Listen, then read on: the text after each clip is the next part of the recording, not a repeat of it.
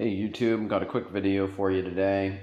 Might be part of a larger video too. We'll see if I have time for it. But drilling holes close to electrical. So I have to run a new line into this panel. And I'm pretty sure I've already had a patch done up here across the top. So what we're going to do is we're going to make a blowout patch, but drilling into this without touching the electrical is what we're going to go over here.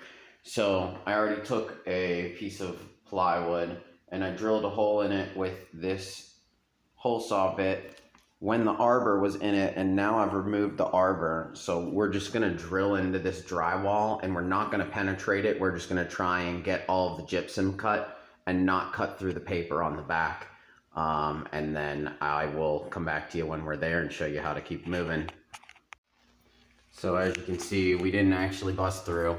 We cut most of the way in, but I really didn't want to go all the way. You can clean that up once you get in here and you see how close your wires are. I X'd this with a utility knife a couple times, and I'm just going to come back with a 5-to-1 and probably a flat blade screwdriver and get the rest of this out of here. Yep, I will show you whenever I get that cleaned out. Alright, so now you can see what this kind of looks like. I've just been kind of pulling this out. Some of these edges need cleaned up a little bit better. You can push them back and blow out the back a little bit. Just make sure you've gone through enough so you're not ripping too much of the gypsum off the back here.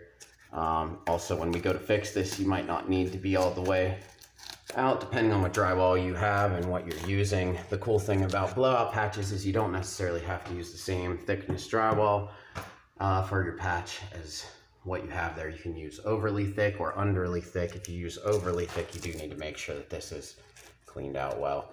But yeah, you can see in there all the wires coming up out of there. So it's good you don't just plunge in there. You don't want to hit all of that at once. So yeah, I'm going to clean the rest of this up, and then I'll show you how to make the blowout patch, and then I'll show you how to put it in whenever we get there, but that's going to be a little while. I got a couple more holes to drill, some more wires to run. So yeah, all right, come back to you when we're there.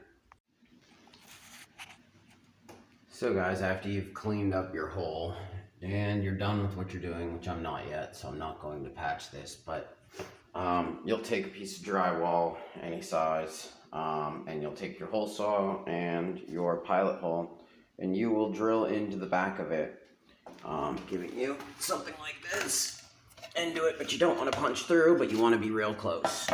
And then after you do that, you'll take a utility knife and you'll score this right across here, a bunch of cuts all the way across it, so that you can crack it, and you'll crack it, and what you'll end up with is something that looks like this.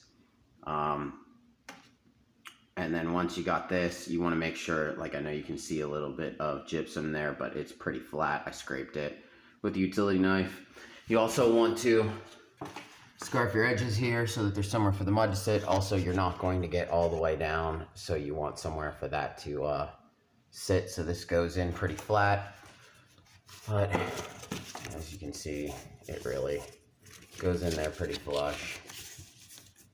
So yeah, this is going to be a simple fix up. I got a little bit of trimming to do, it feels like, right along here, or I got to cut this back a little bit more, but you get the picture. I use Super 77 on the back of the brown paper just to give it a little bit more grab, and then I'll just mud it like normal and wipe it all out like as if it was paper, and then come back with your final 2 coats and you're ready to paint it.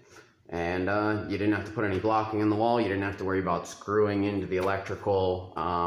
Takes a little bit more time, maybe. I mean, it depends on how fast you are at this process, but it definitely works if you don't want to risk damaging your electrical. So that's it for this short. Might include this on part of the heated floor project as well, so we'll see if I end up posting about that.